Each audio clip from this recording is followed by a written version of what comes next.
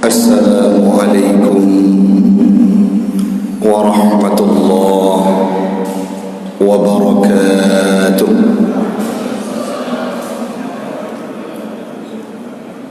Alhamdulillahilladzi arsala rasulahu liyudhhirahu ala dini kulli walau karihal kafirun. والصلاة والسلام على سيدنا محمد أصحاب العقول وعلى آله وصحبه ذوي الغفور. أما بعد، فقال الله تعالى في القرآن الكريم: أعوذ بالله من الشيطان الرجيم، بسم الله الرحمن الرحيم، وما أرسلناك إلا رحمة للعالمين. وقال تعالى في آية أخرى: قل بفضل الله وبرحمته فبذلك فليفرحوا. صدق الله العظيم. وقال النبي في الحديث: إنما بعثت لأتمم مكارم الأخلاق. صدق الله العظيم وصدق النبي رسوله الكريم ونحن على ذلك من الشاهدين والشاكرين. إلهي أنت مقصودي ورضاك مطلوبي، أعطني محبتك ومعرفتك. Jamaah sidang solat maghrib sekeyakinan seakidah yang kami muliakan, di awal perjumpaan kita pada malam yang berbahagia ini, marilah sama-sama kita memuja dan memuji Allah empunya alam semesta ini, Allah yang telah menitipkan kita nikmat dan rahmatnya, yang dituntut kepada manusia ini harus senang dan bahagia terhadap rahmat dan nikmatnya Allah. Selawat dan salam keharibaan baginda Rasulullah sallallahu alaihi wasallam, seorang nabi yang dipilih oleh Allah, diutus ke atas permukaan bumi ini sebagai penutup segala nabi-nabi, sebagai khatimun nabiyyin, penutup segala nabi dan rasul. La nabiyya ba'da, tidak ada nabi setelah Nabi Muhammad. Walaupun Nabi Isa itu akan diturunkan kembali, namun Nabi Isa akan membawa ajaran Muhammad, ajaran Islam, tidak membawa syariat Nabi Isa terdahulu. Nabi Muhammad adalah seorang Nabi yang kehidupannya sederhana luar biasa, namun beliau memperjuangkan agama dengan penuh sukacita dan kerelaan terhadap Islam yang dititipkan oleh Allah kepada beliau. Selawat dan salam kepada al dan sahabat beliau sekalian yang telah berkontribusi tanpa henti untuk memperjuangkan akidah Islam ini malam sehingga tetap berada dalam hati kita. Semoga kita pun akan senantiasa istiqamah dalam Islam, agama yang dibawa oleh Rasul dan sahabatnya. Yang kami hormati guru kita bersama, Imam besar masjid yang mulia ini, panitia pembangunan, pengurus jamaah sidang solat maghrib sekeyakinan yang kami muliakan. Mari sama-sama sembari kita mendengarkan ceramah, nasihat, tausiah yang menjadi manfaat bagi pribadi saya dan umumnya kepada jemaah sekalian, kita isi dengan niat iktikaf, duduk dalam masjid.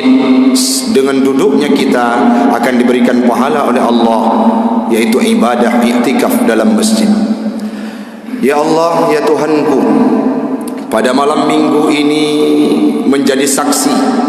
Malam ini, masjid ini adalah saksi bisu bagi kami, ya Allah. Di malam minggu di mana orang lain sibuk dengan liburnya, di mana orang lain sibuk dengan hura-huranya, di mana orang lain menghabiskan waktu luangnya tidak di masjid, menghabiskan waktu luangnya bukan di masjid. Kami malam ini lebih memilih untuk beriktikaf dalam masjid, menghabiskan waktu libur kami dalam masjid. Karena itu ya Allah, berikan peluang kepada kami untuk bisa masuk syurga kelak bersama baginda Rasul Nabi Muhammad sallallahu alaihi wasallam. Amin. Amin ya rabbal alamin. Allah berpesan dalam sebuah firman-Nya yang berbunyi, wa ma arsalnaka illa rahmatan lil alamin. Apa maknanya firman Allah tersebut dalam surah Al-Anbiya? Maknanya ialah, tidak aku utus engkau wahai Muhammad terkecuali rahmatan lil alamin, menjadi rahmat bagi sekalian alam. Kalimat yang singkat memberi pesan yang sangat luas bagi kita hamba Allah, di mana Allah memberikan sebuah firman-Nya yang memberi pesan kepada kita bahwa Nabi sebagai rahmat dalam kehidupan kita. Jangankan kita manusia, binatang, seluruh isi bumi ini senang dengan sebab keberadaan Nabi Muhammad diutus dan dilahirkan ke atas permukaan bumi ini. Coba kita analisa dalam kehidupan masa jahiliyah, sehingga menjadi bukti dari analisa kita nantinya akan menjadi bukti bahwa hadirnya Nabi Muhammad sebagai rahmat, jangankan untuk manusia, jangankan untuk kaum jahiliyah, seluruh antara dunia, Nabi Muhammad hadir sebagai orang yang membawa rahmat lil alamin, bagi sekalian alam. Coba kita analisa masa jahiliyah.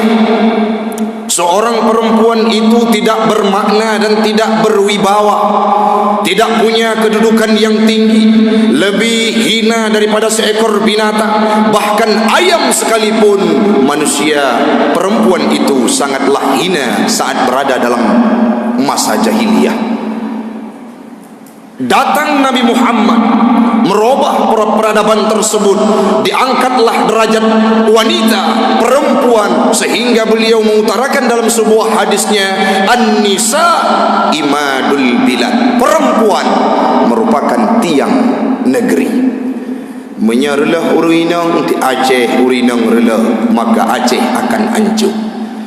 Di Indonesia, Nusantara kita, perempuan yang rusak, maka Indonesia pun akan buyar.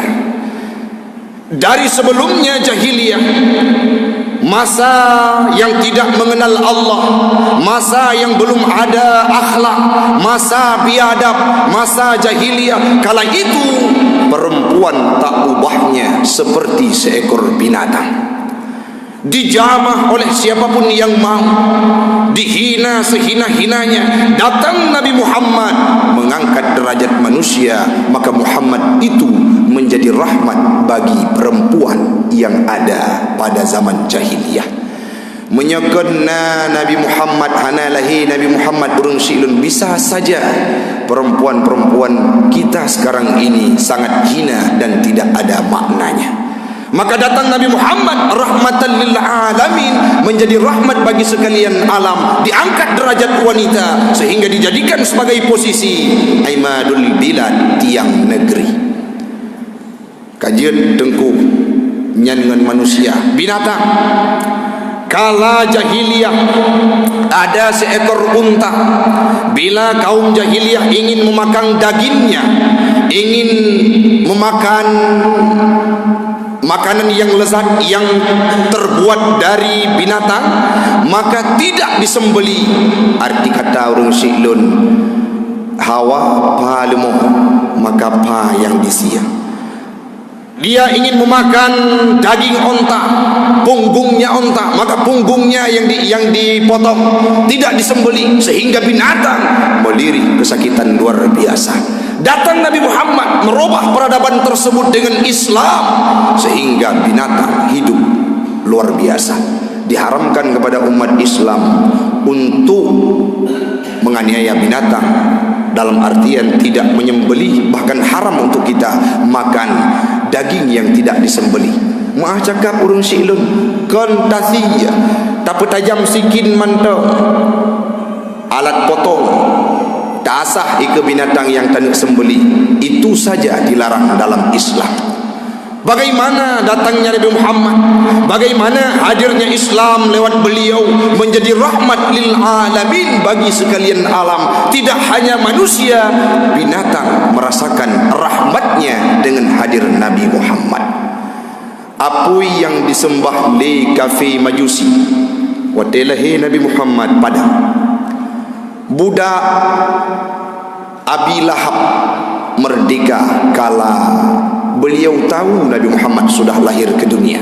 Saking senangnya Abi Lahab dengan hadirnya keponakannya yaitu Muhammad, sehingga memerdekakan budaknya, rahmat bagi sekalian alam.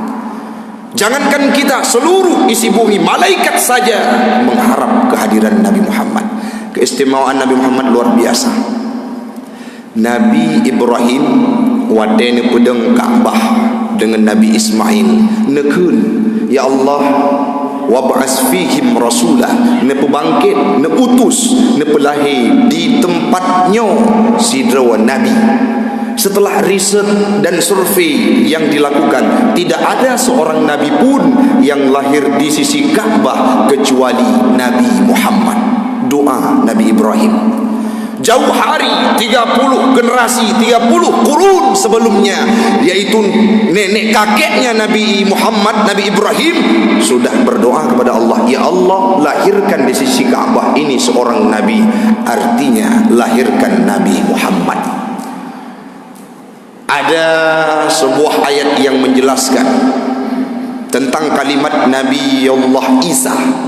Saat ada umat-umat Nabi Isa itu mencetuskan bahawa Nabi Isa sebagai Nabi terakhir, hampir serupa dan hampir sama dengan Nabi Muhammad secara kriterianya dan ciri-cirinya, sehingga para umatnya, para pengikutnya Nabi Isa membuat sebuah statement seolah-olah Nabi Isa itu yang terakhir.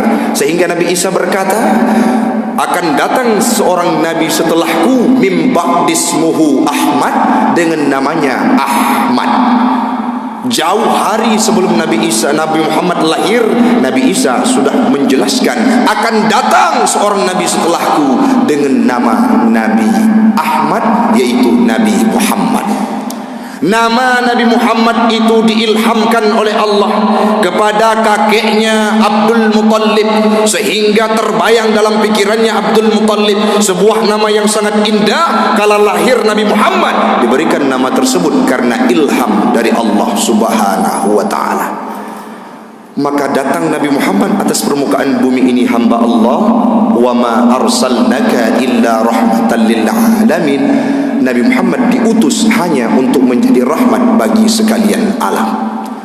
Sirah kehidupan beliau tidak pernah kita jumpai, tidak pernah kita temukan dalam sebuah cuplikan kehidupan Nabi Muhammad yang membawa ajaran Islam ini dengan arogan, dengan tingkah yang brutal, dengan kemarahan, dengan amarah, dengan hal-hal yang tidak bersifat positif. Tetapi beliau membawa ajaran Islam ini karena dijadikan sebagai Nabi rahmatan lil alamin dengan penuh akhlakul karimah. Beberapa hari yang lalu, guru kita bersama yaitu Abi Jol menyampaikan bahawa sangat luar biasa akhlaknya Nabi, perlu kita terapkan dalam kehidupan. Maka kalau maulid itu datang, kalau maulud itu datang, kalau hari lahirnya Nabi itu datang, kita senang, tidak boleh kita pungkiri. Jangan kita larang untuk orang bergembira dengan hadirnya Nabi Muhammad. Kenapa? Karena rahmatan lil alamin, menjadi rahmat bagi sekalian alam. Dalam ayat yang lain dijelaskan oleh Allah dalam surah Yunus, qul ya Muhammad, katakanlah wahai Muhammad, bi fadlillah, dengan karunia-Nya Allah, wa bi rahmati, dan dengan rahmatnya Allah, falyafrahu, maka hendak, mesti dan harus engkau senang terhadap rahmatnya Allah, terhadap nikmatnya Allah, terhadap karunia-Nya Allah. Engkau harus senang wahai Muhammad. Ayat tersebut tidak hanya dikhususkan kepada Nabi Muhammad, namun disampaikan kepada kita umatnya. Artinya apa? Nabi Muhammad sebagai rahmat lil alamin hari ini merupakan nuansa maulid berada nuansa maulud, berada dalam nuansa hari lahirnya Nabi, kita senang terhadap kehadiran Nabi, maka itu sebuah hal yang wajar dan merupakan tuntunan agama kita. Firman Allah, qul bifadlillah wa birahmati fabidzalika falyafrahu. Harus kita senang terhadap kehadiran Nabi Muhammad, seorang Nabi yang diutus oleh Allah, yang membawa mission impossible. Apa maknanya? Misi-misi yang mustahil dalam pemahaman manusia mampu dibawa oleh Nabi Muhammad. Apa itu? Peradaban jahiliyah ditenggelamkan, diganti dengan Islamiyah. Itu adalah salah satu wacana dan misi Nabi yang mustahil dalam pandangan manusia, namun karena Nabi Muhammad hadir dengan akhlak, menjadi sebuah keajaiban, merubah peradaban jahiliyah kepada orang-orang yang menganut agama Islam. Dulunya menyembah Latta dan Uzza, dulunya menyembah patung, dulunya mempersembahkan diri kepada yang bukan Allah, bukan ilah. Tetapi dengan hadirnya Nabi Muhammad, diganti peradaban tersebut dengan menyembah Allah Subhanahu wa taala. Maka hamba Allah, hadir Nabi Muhammad menjadi rahmat bagi sekalian alam. Misi beliau mampu meleraikan perkelahian antara dua golongan, kaum Aus dan kaum Khazraj, mampu mempersatukan kaum Muhajirin dan kaum Ansar. Sangat banyak misi-misi yang dibawa oleh Nabi yang dalam pemahaman kita seolah-olah mustahil, namun mampu terwujud dalam kehidupan Nabi Muhammad. Qul bifadlillah, katakanlah wahai Muhammad, dengan sebab karunia-Nya Allah dan rahmatnya Allah, falyafrahu, maka wajib engkau senang. Kita harus senang. Nabi Muhammad waktu ditanya oleh sahabat, ya Rasulullah, limadha tasum, kenapa engkau berpuasa setiap hari Senin? Apa jawab Nabi? Dzaka yauma wulidtu wa yauma bu'istu. Hari itu aku dilahirkan dan hari itu aku dibangkit, diutuskan oleh Allah Subhanahu wa taala menjadi rasul bagi sekalian alam. Nabi senang dengan hari kelahirannya. Setiap minggu beliau beribadah, berpuasa karena senang terhadap hari kelahirannya. Yang selanjutnya dalam kitab Nurul Yaqin dijelaskan bahwa Nabi Muhammad, ulama tarikh ada yang berpendapat Nabi Muhammad dilahirkan pada 9 Rabiul Awal. Ada juga yang muktamad, yang sering kita adopsi dan sering kita pahami, Nabi Muhammad itu dilahirkan pada 12 Rabiul Awal. Namun pendapat yang kuatnya adalah pada subuh Senin Nabi Muhammad dilahirkan ke dunia ini. Buya Yahya berpendapat kalau ada orang, ada ideologi yang memunculkan bahwa kita tidak boleh senang, harus jauh dari kesenangan saat tiba hari lahirnya Nabi Muhammad, itu perlu kita waspadai. Kenapa? Karena ada unsur untuk menjauhkan kita dari sirahnya Nabi. Dengan ada pengulangan tahun uronyo dengan sebab peringatan Maulid, berapa banyak orang-orang yang membuka kembali sirah Nabawiyah, yang membuka kembali sirah sejarah-sejarah Nabi, bagaimana akhlaknya Nabi, bagaimana cara makannya Nabi, bagaimana sepak terjang kehidupan Nabi. Dengan sebab adanya Maulid, mereka mengkaji ulang segala kehidupan Nabi Muhammad sehingga mampu mengadopsikan dalam kehidupan sehari-hari. Uronyo metap kada hal tersebut urung silun, maka ini takut sejarah Nabi Muhammad akan kelam dan hilang dari kehidupan kita umat Islam. Menyangkut dengan maulid dan maulud, menurut ilmu yang ulun tuan pelajari, kalimat maulid, suku kata kalimat dalam bahasa Arab adalah isim zamun. Apa maknanya? Menunjukkan zaman. Pemakna dengku wate lahi Nabi. Menyangkut dengan wate lahi Nabi, hana hukum urang silun. Kiban mupom dengku contoh poh 12 cet urau itanyang le urang hukum poh 12 cet urau. Hana hukum menyangkut dengan poh 12 cet urau. Yang salah pu menyena urang gesembahyang bak poh 12 cet urau pu hukum dengku. Aktivitas yang kita lakukan pada waktu tersebut sehingga menimbulkan hukum. Contoh lagi kita nyo ada sembahyang bak wate kai damang wate sembahyang lain, sembahyang lehu karab di azan asar, maka hukumnya sembahyang bak wate tersebut hukumnya haram.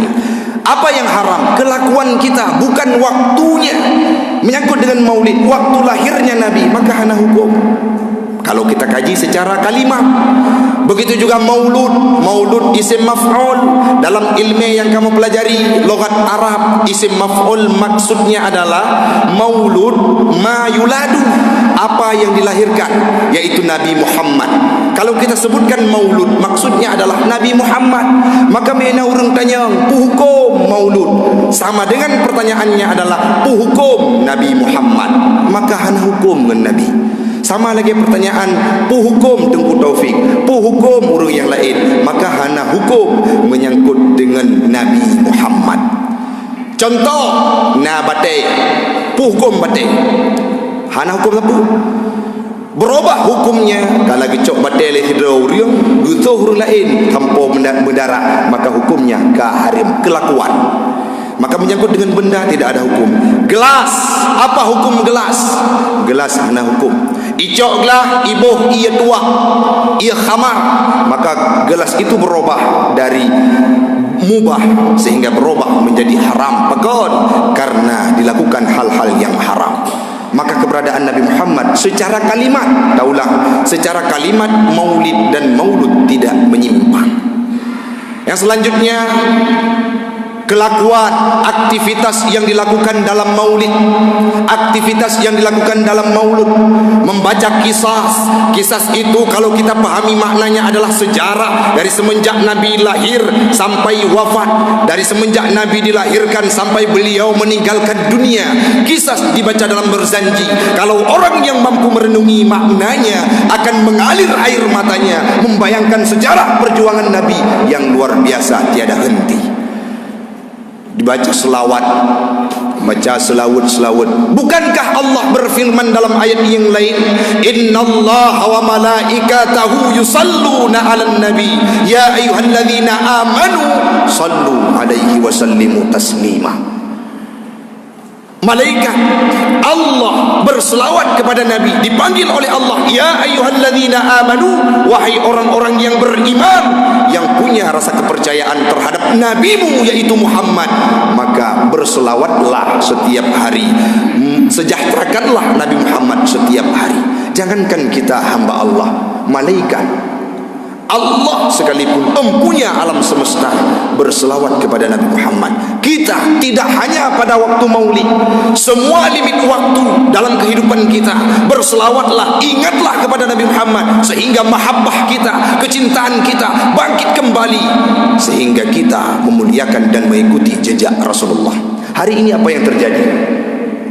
Tanya di Aceh, kakurung bunge apabila orang yang hina Nabi Muhammad.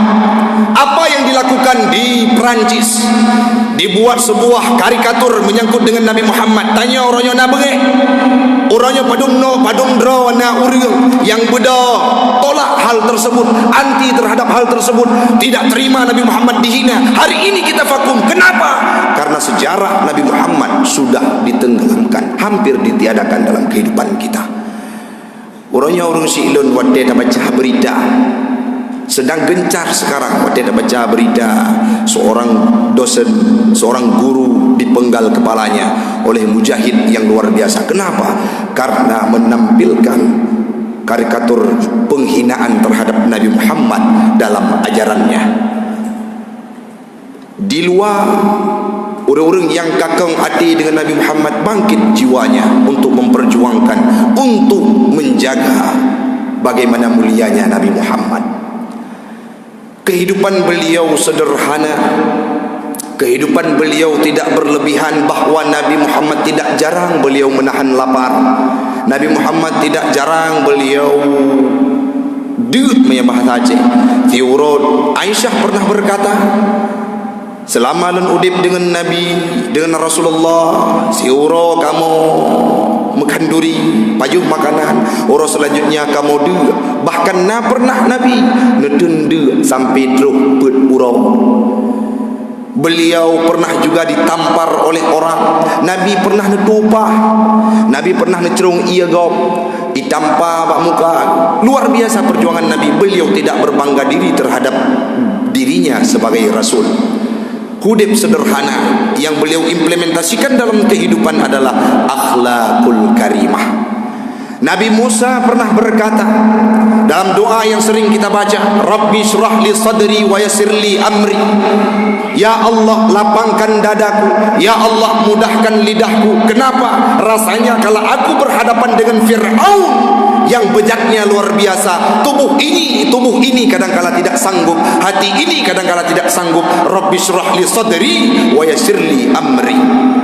Ya Allah, mudahkan pekerjaanku untuk menghadap Fir'aun.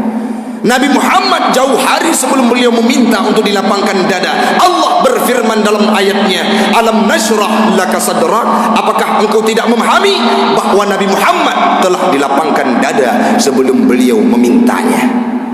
Nabi Musa gelake ba Allah Ta'ala, ya Allah, mempermudahlah dada lun, mempermudah lidah lun. Nabi Muhammad, alam nashrah laka sadrak, belum beliau meminta, tapi dengan segala keistimewaan yang dihadirkan oleh Allah, beliau diberikan dada yang lapang luar biasa. Maka orang silun, mari bahu membahu legedanya.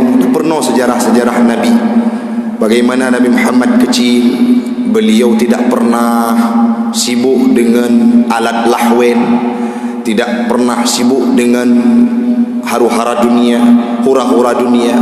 Anak gedanya orangnya makin trip pandemi, makin trip COVID, makin laju-laju perkataan yang tidak bernuansakan Islami. Sibuk dengan HP yang inang, sibuk dengan drama-drama yang tidak berasaskan Islam, sibuk dengan perfilman yang tidak memberikan warna Islam, yang agak merata tago muda, anak mi, urang tuha, bahkan yang kata orang tanau gaduh sibuk dengan domino, gaduh sibuk dengan chip, abih peng kadang-kala peng-peng ada oico, celeng-celeng mak ipro untuk lepas di main game tersebut. Judi online luar biasa, hana pernah berhenti urang silun. Tengku pui kota Mantang rata pelosok tengku, kedai kopi Ubud, kedai kopi raya Bandung katanya merajalela luar biasa. Wate Maulid rayakan berselawat luar biasa mengingat sejarah Nabi.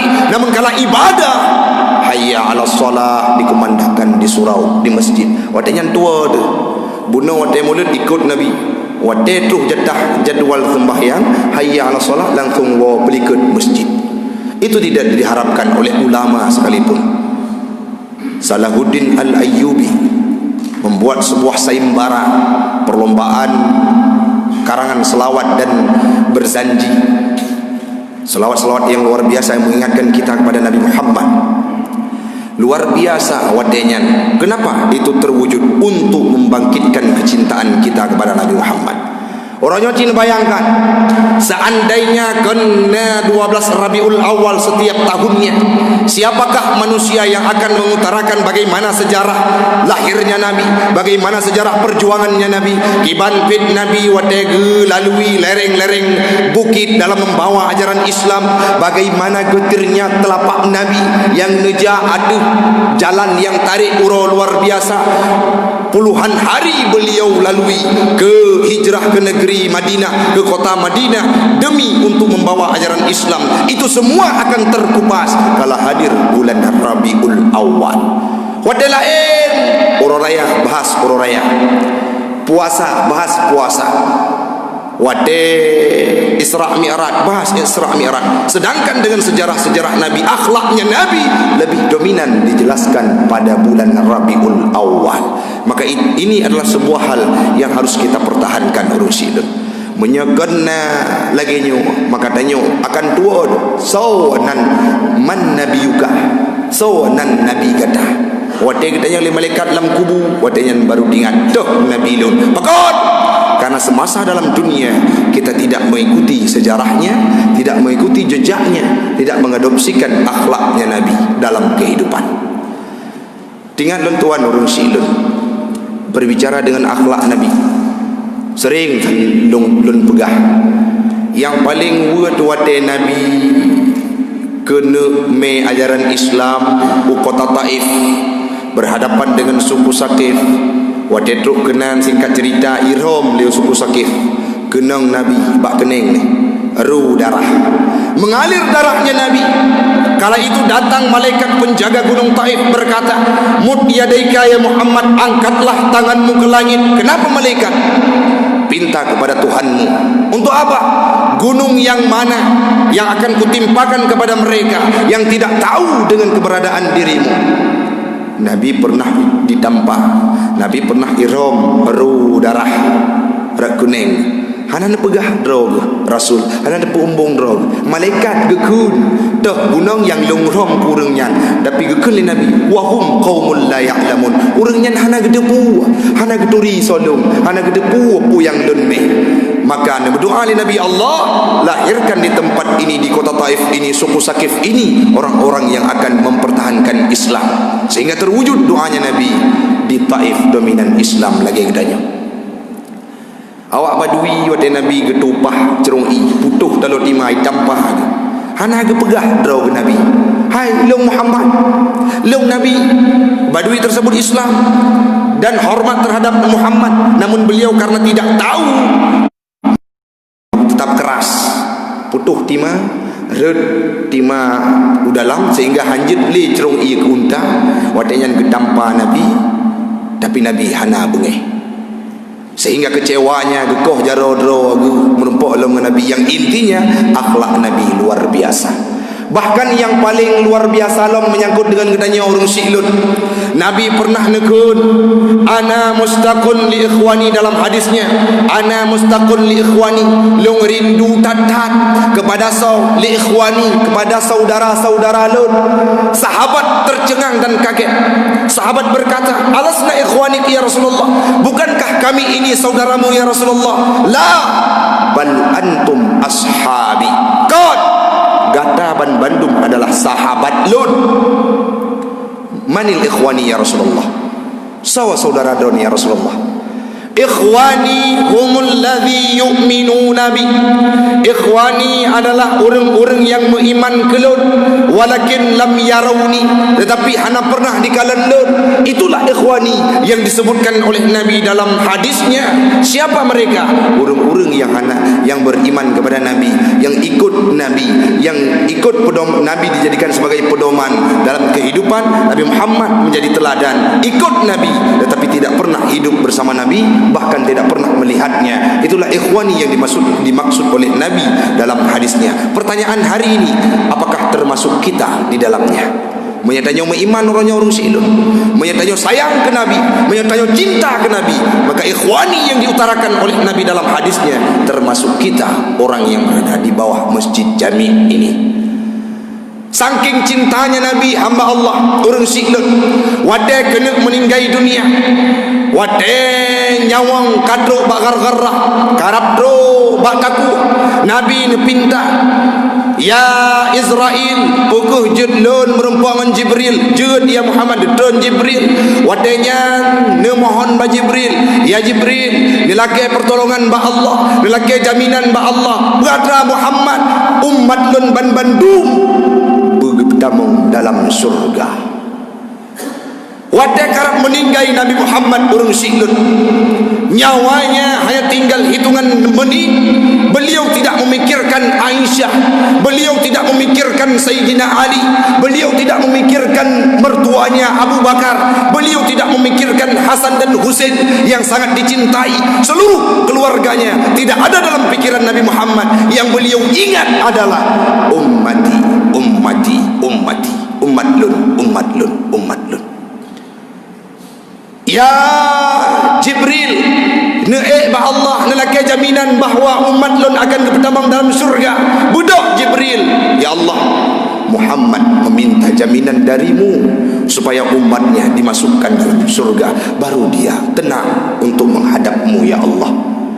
Ya Jibril, sampaikan kepada Muhammad, fa'auhallahu ala Jibril, diwahyukan oleh Allah kepada Jibril, basyirhu ya Jibril, sampaikan wahai Jibril, innal jannata muharramatun, surga itu haram sehingga hatta tadkhuluha ummatuh. Innal jannata muharramatun 'alal umam, surga itu diharamkan kepada umat-umat yang lain, hatta tadkhuluha ummatu, sehingga umat Nabi Muhammad masuk terlebih dahulu, baru surga itu diberikan untuk orang-orang lain. Sini bayangkan nah dumnan tayang tanya kana tu Nabi Muhammad lebih berat lo tayang pada tayang. Wadah meninggal kita nyawa kadang-kala wadah sekrut maut yang terbayang hanya harta, tahta dan jabatan. Bagaimana anakku, bagaimana kehidupan keluargaku setelah ini. Tapi Nabi Muhammad mengingat kita lebih daripada kita cinta kepada pribadi kita. Draw tersendiri sayang ke draw lebih sayang Nabi kepada kedanya. Maka hari ini banyak orang pegah muslim. Hana perleh deh. Peraya urulahi Nabi itu adalah hal-hal yang menjauhkan kita dari Nabi Muhammad, dari kisah Nabi Muhammad. Harus kita waspadai dan harus kita jauhi. Yang intinya, yang permasalahan hari ini adalah bagaimana tata cara melakukan perayaan Maulid itu yang menjadi pembahasan di kalangan kita. Kalau selama tidak menyimpang dengan agama, gemeslawet, mudiki, tidak menyimpang dengan agama, kami semuanya, seluruh kita tidak sependapat bila peraya urulahi Nabi malam meselawat luar biasa subuh tinggal. Peraya urulahi Nabi bengok lehu hanamupak itu yang salah total. Kalau misalkan mengingatkan kita kepada Nabi, ibadah kita makin meningkat.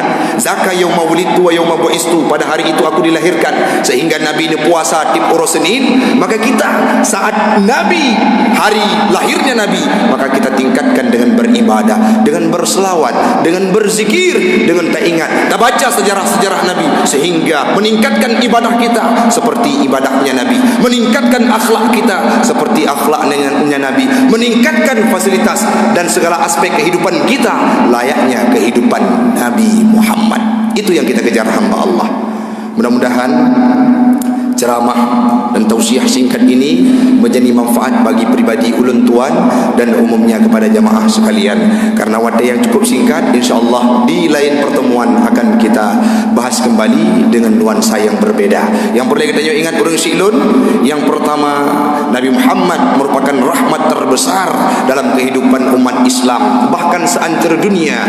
Dengan sebab Nabi Muhammad itu menjadi rahmat, maka ayat yang lain menjelaskan kita harus senang terhadap rahmat yang didatangkan oleh Allah. Yang selanjutnya, ikutlah, jadikan Nabi Muhammad sebagai qudwah, ikutlah Nabi Muhammad dalam segala aspek, karena beliau adalah uswatun hasanah. Mudah-mudahan bermanfaat bagi saya dan umumnya kepada jamaah sekalian. Lebih dan kurang kami mohon maaf.